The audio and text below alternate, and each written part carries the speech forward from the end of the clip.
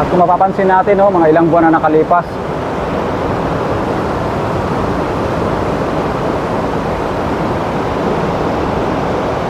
ganito rin yung sistema, no, nung nalunod yung bata, mga kaibigan. Pero ano siya, no, malabo siya nung nalunod yung bata. Ito mga kaibigan.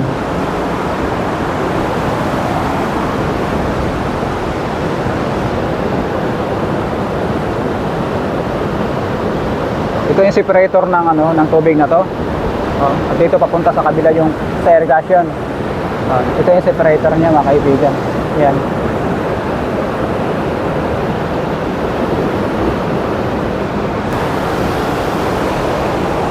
At last month, no, nung bumalik tayo rito, mga kaibigan, so malinaw siya.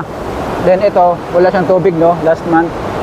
Ito, walang tubig to dahil nakatrap to dahil kailangan nila mag-dredging, no, para magkaroon to ng rito sa gitna, yung hukay. At yung nakikita natin dati, yung mga buhangin doon sa may dulo na yon na nakatambak. Tapos dito, no, inaanod na ho siya dito banda sa may baba. Dito natin mapansin dati, mga kaibigan, nakatambak yung buhangin. Yan. Ngayon wala na, naubos na, no. Purpose siguro yun para magkaroon to ng buhangin tong mga na to, itong mga jacks to na to, mga concrete blocks. So sa mga gusto maligo rito, mag-ingat-ingat na muna kayo at iwasan niyo nang pumunta sa lugar ito, mga kaibigan.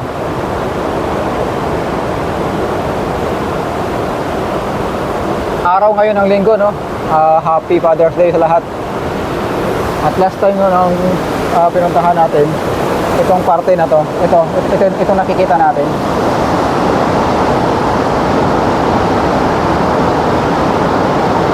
Bale, ano pala to siya, giba.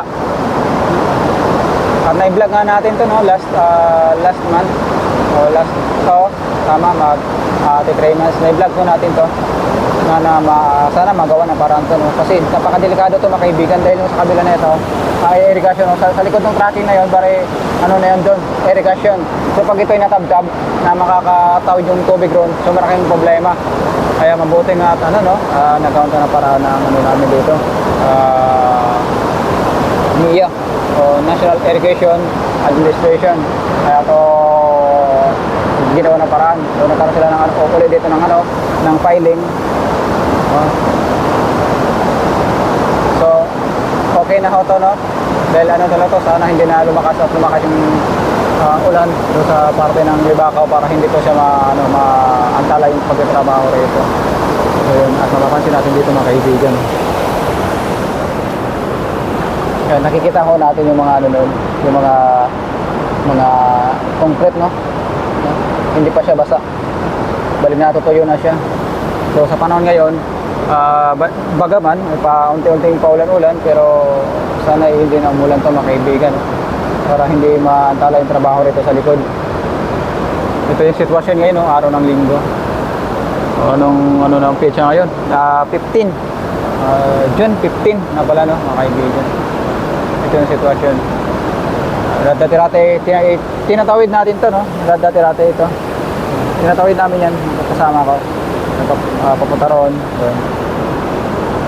Pinupuntahan na yung bahay na yon, sa tawid na yon, pinupuntahan na namin, mga kaibigan, yung bahay na yun, kubo na yun. Bali narating na ho natin yan. Saka isang kubo na yun doon sa may dulo.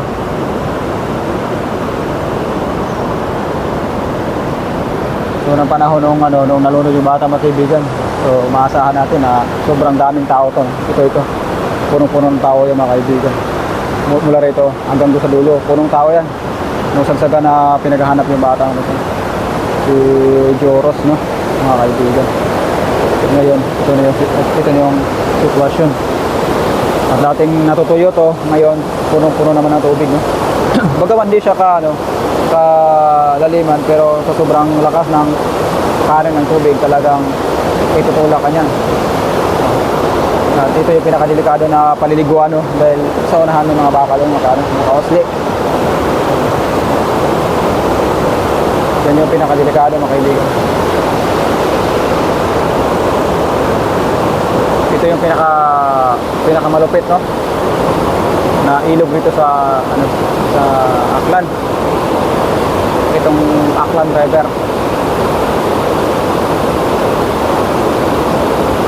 At oo nga pala, no, napuntahan na rin natin yung itong pinakadulo nito. Doon sa may Bakhaw area. So napuntahan na natin yan. At naikot na ho natin yan, yung pinakadulo na yun. Pinakadulo na ikot na ho natin yan, papunta rito. Inabot na ho natin yung paikot. At hindi rin natin ito narating itong parte na to dahil kasagsagan dati nung ina-attempt namin na tawirin yan. Ang problema nung nanggagaling tayo sa may kalsada sa kabila, so mabundok siya, no? Then napakadelikado dahil hindi natin kabisado yung mga tao ron. Kaya tumigil kami at bumalik kasi hindi pa rate ka ganun ka kondisyon yung service natin. At lagi siyang nadidiskarel. Hindi gaya na ngayon, medyo okay na siya na ngayon, mga kaibigan.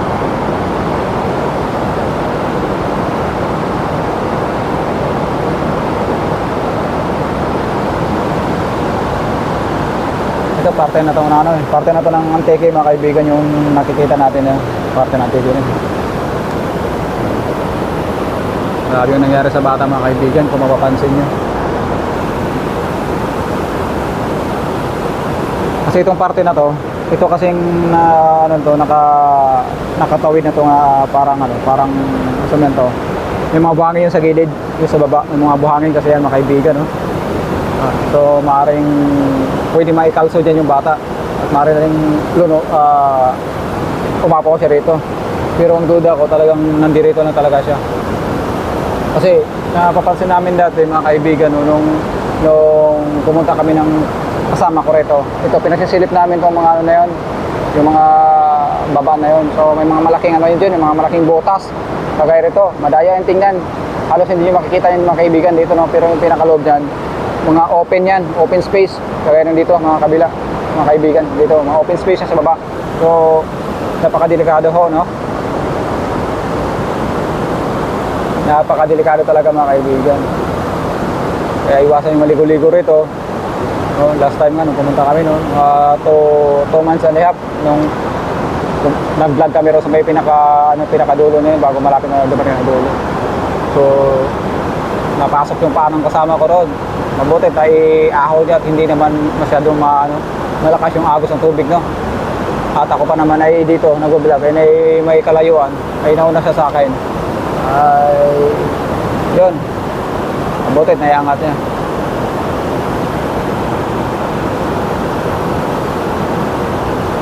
At yung mga kaibigan, sobrang malumot yan. Mga 1 pulgada yung lumot yan, mga kaibigan. Ayan.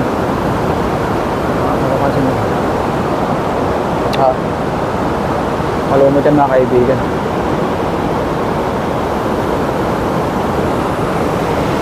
Sana matapos itong ginagawa rito ng mga kaibigan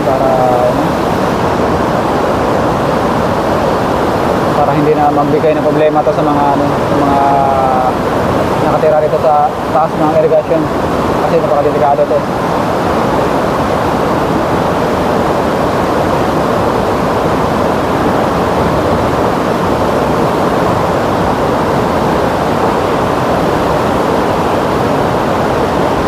Sa ganong kalakas na agos, mga kaibigan, pwede kang papatayin yan eh. Oo, pag itulak kanya sa mga batuhan kasi napuntahan ko na yan last time nung nakita nga ako ron ng mga buto dyan sa baba na yan. Ayaw ko lang anong klaseng buto yun, basta nakikita ko lang, no? Adyan nga sa vlog ng mga kaibigan. At ito yung update, mga kaibigan, no? Nung bumalik tayo ito sa Sigkay, Aklan, RIS, mga kaibigan. So yun, magandang tanghali ng mga kaibigan. At muli tayong napasyal, no, dito sa parte ng Sigkay. Kung saan dito itong parte, no, nalunod yung bata na si Toto Joros, no. So ito yung sitwasyon ngayon, mga kaibigan. Ito na po siya. At kung mapapansin natin, no, mga ilang buwan na nakalipas,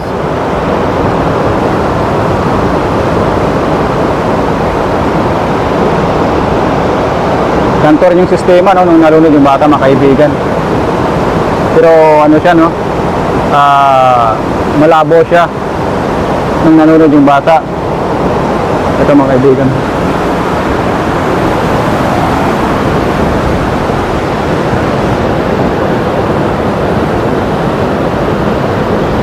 Ito yung separator ng ano, ng tubig na to.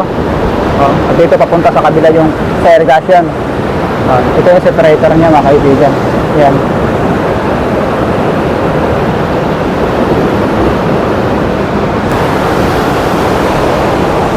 At last month, no, nung bumalik tayo rito, mga kaibigan, so malinaw siya. Then ito, wala siyang tubig, no, last month. Ito, walang tubig to dahil nakatrap to dahil ano, kailangan nila mag-dredging, no, para magkaroon to ng ano rito sa gitna, yung hukay. At yung nakikita natin dati, yung mga buhangin doon sa may dulo na yon na nakatambak. Tapos dito, no, inanod na ho siya dito banda sa may baba. Dito natin mapansin dati, mga kaibigan, nakatambak yung buhangin. Yan. Ngayon wala na, naubos na, no. Purpose siguro yun para magkaroon to ng buhangin tong mga ano na to, itong mga jacks to na to, mga concrete blocks. So sa mga gusto maligo rito, mag-ingat-ingat na muna kayo at iwasan niyo munang pumunta sa lugar ito, mga kaibigan.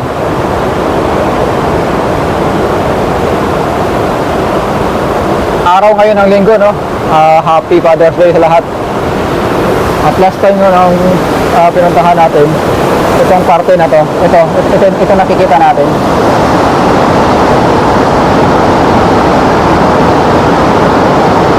Bale, ano pala to siya, giba. At na-vlog nga natin to, no, last month o last to, tama, mag 3 months na-vlog ko natin to na sana magawa ng paraan to, no? Kasi napakadelikado to, mga kaibigan, dahil sa kabila na ito irrigation, no? Sa likod ng tracking na yun, bari ano na yun doon, irrigation. So pag ito'y natabtab na makakatawid yung tubig doon, so malaking problema. Kaya mabuti nga at ano, no, nagkaroon na paraan ng ano namin dito, NIA o National Irrigation Administration. Kaya to ginawa na paraan. So nagkaroon sila ng ulit dito ng ano, ng filing. So okay na ho to, no, dahil ano to, sana hindi na lumakas yung ulan doon sa parte ng Libakaw para hindi to siya maantala yung pagtatrabaho rito. So yun, at mapapansin natin dito, mga kaibigan. Eh, nakikita ho natin yung mga ano nun, yung mga concrete, no? Hindi pa siya basa. Dahil natutuyo na siya. So sa panahon ngayon, bagaman paunti-unting paulan-ulan, pero sana hindi na umulan to, mga kaibigan, para hindi maantala yung trabaho rito sa likod. Ito yung sitwasyon ngayon, no, araw ng linggo. O nung ano ng petsa ngayon, 15 June 15 na pala, no, mga kaibigan. Ito yung sitwasyon. Dati-dati tinatawid natin to, no. Dati-dati ito tinatawid namin yan, kasama ko papunta roon. So, pinupuntahan na yung bahay na yun, sa tawid na yun, pinupuntahan namin, mga kaibigan, yung bahay na yun, kubo ngayon. Bali narating na ho natin yan. So isang kubo na yun doon sa may dulo.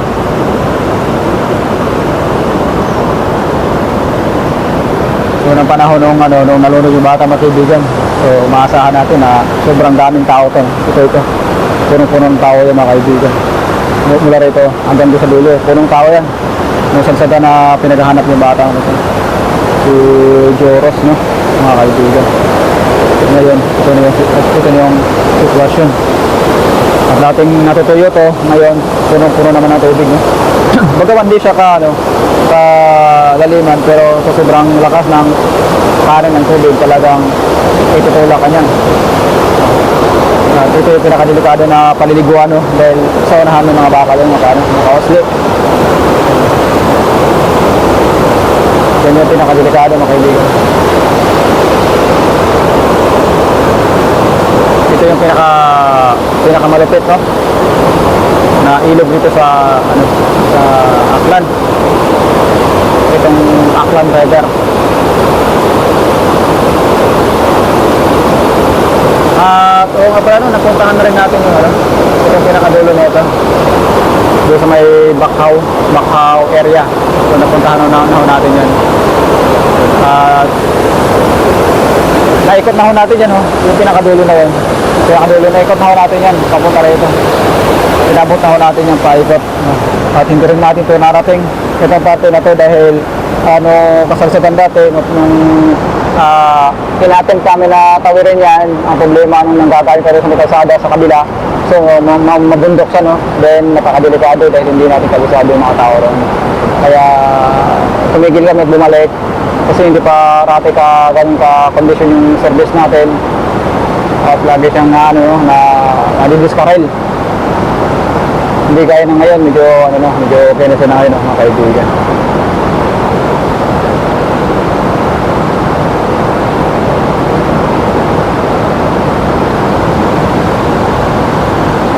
Ito parte na ito parte na ito ng Antique, mga kaibigan, yung nakikita natin, parte ng Antique yun. Grabe yung nangyari sa bata, mga kaibigan, kung mapapansin nyo.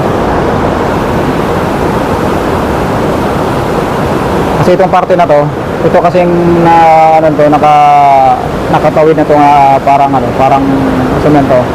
May mga buhangin yan sa gilid, yung sa baba, may mga buhangin kasi yan, mga kaibigan, no? So maaaring pwede maikalso dyan yung bata at maaaring rin umapaw siya rito. Pero ang duda ko talagang nandirito na talaga siya. Kasi napapansin namin dati, mga kaibigan, nung pumunta kami ng kasama ko rito, ito pinasisilip namin itong mga na yan, yung mga baba na yun. So may mga malaking yun dyan, yung mga malaking butas kagaya rito, madaya yung tingnan. Halos hindi nyo makikita yung mga kaibigan dito, no? Pero yung pinakaloob dyan, mga open yan, open space. Kaya nandito mga kabila, mga kaibigan, dito mga open space sa baba. So napakadelikado ho, no? Napakadelikado talaga, mga kaibigan. Kaya iwasan yung maligo-ligo rito. Last time nga nung pumunta kami 2 months and a half nung nag-vlog kami rin sa may pinakadulo na yun bago malapit na dumating ang dulo. So napasok yung paanong kasama ko ron.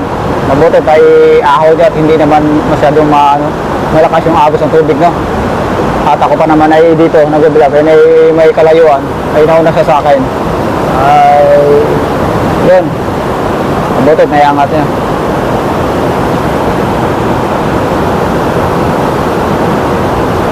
Kasi mga kaibigan, sobrang malumot yan.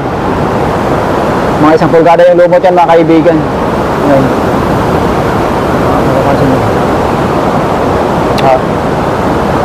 Malumot yan, mga kaibigan.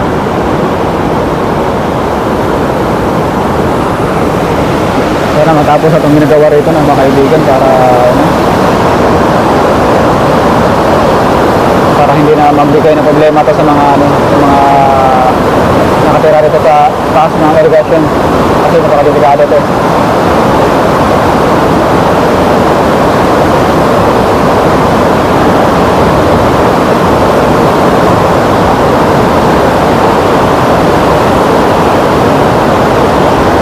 Sa ganong kalakas na agos, mga kaibigan, pwede kang papatayin yan, Oo, pagito lang kaya sa mga batuhan kasi napuntahan ko na yun last time nung nakita nga ako rin ng mga buto dyan sa baba na yan. Ayaw ko lang anong klaseng buto yun, basta nakikita ko lang, andyan nga sa vlog, mga kaibigan. At ito yung update, mga kaibigan, nung bumalik kayo ito sa Sigkay, Aklan, Arayes, mga kaibigan.